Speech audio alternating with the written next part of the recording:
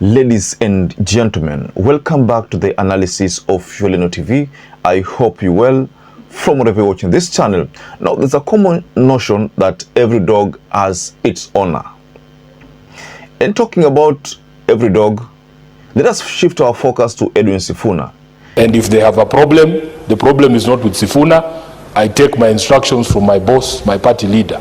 And as a senator of Nairobi, I have been charged to ensure that we defend devolution at every turn. Sifuna made it clear that if the party decides to support UDA post 2027, he is going to resign. That is a position he made clearly on a national TV. Now, talking about Edwin Sifuna and every dog having its owner, let's focus on what Dr. Peter MBAE has shared. Been killed since then, including Boniface Mwangi and John. So, what is happening here? Anytime, Fred, you hear Sifuna speak, pause, put the volume high and listen to that guy. That is the voice of Raila Amolo Odinga. Let's go to the point. Now, Dr. Peter MBAE tells us that Sifuna speaks for Raila Amolo Odinga. Right now, Raila Amolo Odinga cannot make such kind of statements because he needs someone to do it. Sifuna cannot make such utterances without the blessing of Raila Amolo Odinga. And I want to take you through a video where Dr. MBAE is making those claims. But before I share the video, ladies and gentlemen, take this opportunity, like this video, subscribe to our channel if you're not subscribed before. And by the way, I've discovered that many of you good viewers watch our videos, but you forget to like, please subscribe. And thank you so much for your support.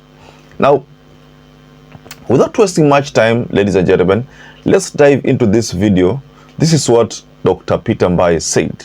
The 10-point agenda was a rushed document, something to officially or to signal the shift of ODM getting to government. It was hurried because the 10 points you look at, there was no way of measuring them. And actually people have been killed since. No composition have ever been made. Remember, I think during Madaraka Day, the Raila Odinga speaking before the president during the Madaraka Day and saying we want them to be compensated. Nothing, it never happened. Many people have been killed today. I think 60 have been killed since then, including Boniface Mwangi and John. So, what is happening here? Anytime, Fred, you hear Sifuna speak, pause, put the volume high and listen to that guy. That is the voice of Raila Amolo Odinga. Let's go to the point. Anytime you hear Sifuna, and I said from the word go, I've been very consistent, Fred. What Raila Odinga is doing is playing safe.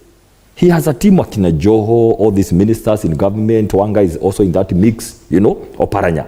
You continue supporting and working with government. PSAs right now, many of them ambassadors, right?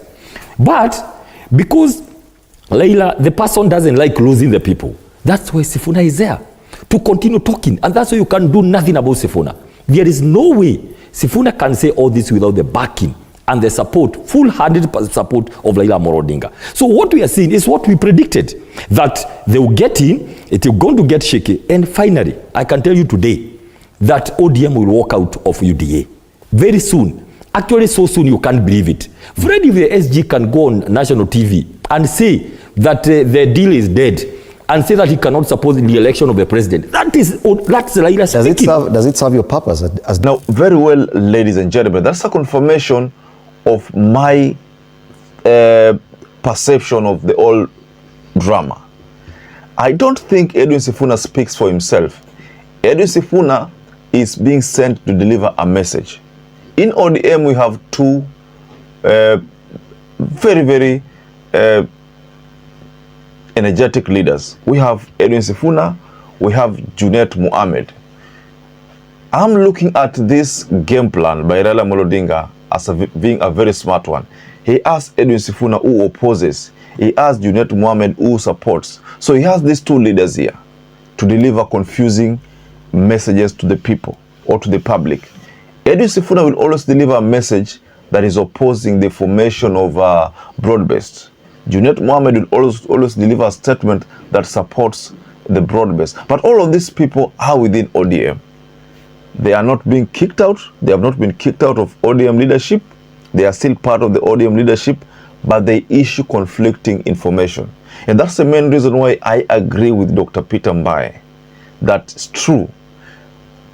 these statements from Edwin Sifuna sio statements zake tu. These are statements that he has been sent to deliver on behalf of Raila Odinga.